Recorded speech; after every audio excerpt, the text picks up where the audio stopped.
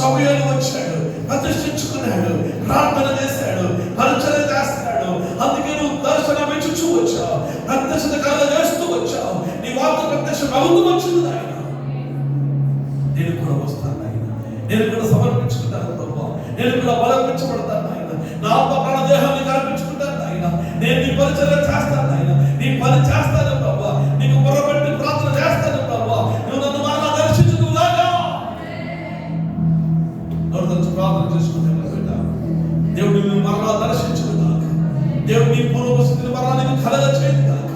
నీవు నీ శత్రువులతో వారి సేవకులకు ప్రార్థన చేయుగాక. దేవుడు నువ్వు పోగొట్టుకున్న దాన్ని మరలా సమకూర్చి ఇచ్చుగాక. ఏది నువ్వు పోగొట్టుకోలేదు. సాతాను దొంగిలించాడా, దోచుకున్నాడా, అది వాళ్ళ దగ్గర భద్రంగా ఉంది. దేవుడు వాళ్ళని ముట్టని పెడతాన్ని కొద్ది కాలం అప్పగిస్తాడు. ఇది 70 సంవత్సరాలు పూర్తయ్యేంత వరకు నేను మరలా శుభవార్త మీకు తెలియజేస్తాను.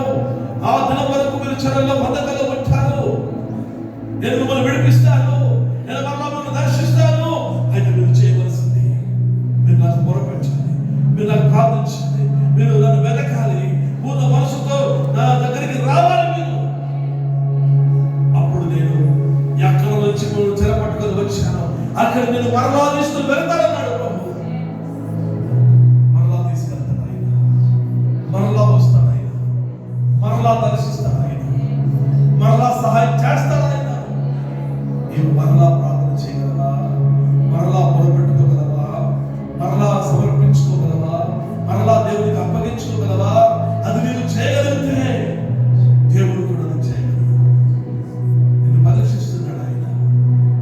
యోబును పరీక్షించిన రీతిలో పరీక్షిస్తున్నాడు. ఏది యోబు పోగొట్టుకోలేదు. భార్య తన దగ్గర సేవగా ఉంది, కుమార్తెలు పరలోకంలో దేవుని దగ్గర సేవగా ఉన్నారు. పోగొట్టుకున్నదంతా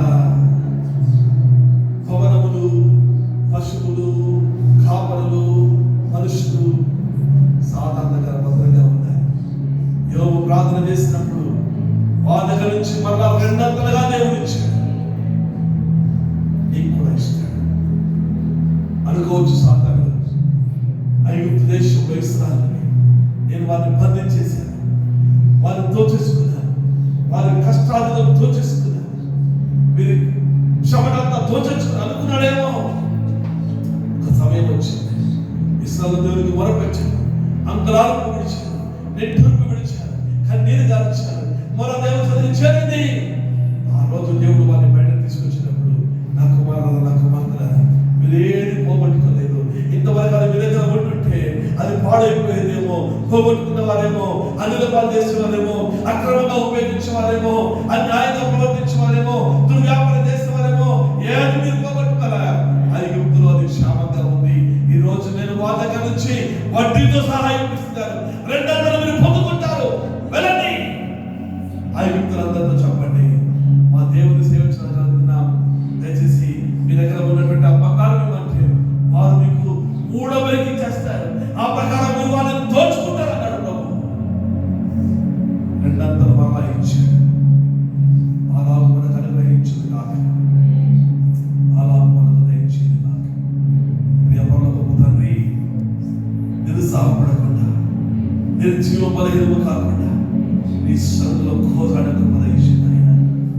మొరపెట్టే భాగ్యము దయచేది ప్రభు. మనస్ఫూర్తిగా మేము వెతుకుదుము కాక. పూర్ణ హృదయముతో, పూర్ణ మనసుతో నిన్ను వెతికి నిన్ను కనుగొనుము కాక. హృదయపూర్వకముగా విజ్ఞాపన ప్రార్థన చేయడము కాక. కన్నీరు కాచి ప్రభు నీ సన్నిధికి వచ్చి నీ పని చేస్తూ, నీ పరిచర్య చేస్తూ, నీకు మొరపెట్టుకుంటూ, నీకు ప్రార్థన చేయవారుగా సమయంలో మేము ముందుగా మా సమర్పణ దేవుని ప్రజలందరికీ